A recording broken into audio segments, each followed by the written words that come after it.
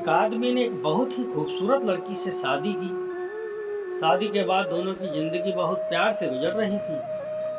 वह उसे बहुत चाहता था और उसकी खूबसूरती की हमेशा तारीफ किया करता था।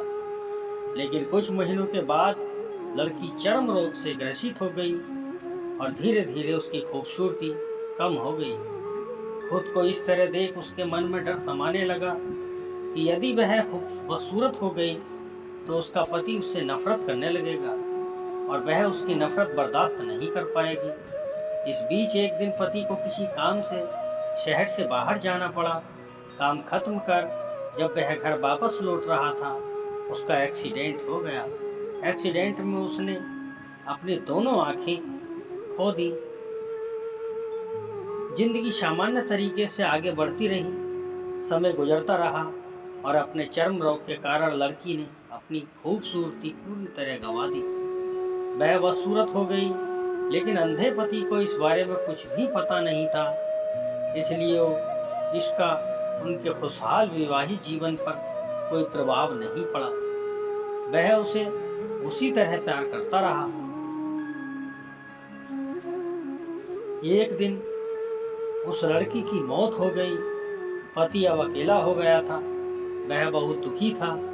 वह उस शहर को छोड़कर जाना चाहता था। उसने अंतिम संस्कार की सारी क्रियाविधि पूर्ण की और शहर छोड़कर जाने लगा। तभी एक आदमी ने पीछे से उसे पुकारा और पास आकर कहा, अब तुम बिना सहारे के अकेले कैसे चल पाओगे? इतने साल तो तुम्हारी पत्नी तुम्हारी मदद किया करती थी।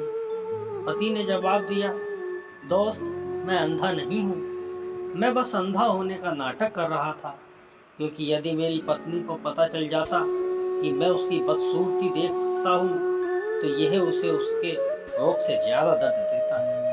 इसलिए मैंने इतने साल अंधे होने का दिखावा किया। वह बहुत अच्छी पत्नी थी। मैं बस उसे खुश रखना चाहता था। तो दोस्तों, इस कहानी से जो सीख मिलती है हमें, वो खुश रहने के लिए हमें भी एक दूसरे की कमियों के प्रति आंखें बंद कर लेनी चाहिए और उन कमियों को नज़रअंदाज कर देना चाहिए।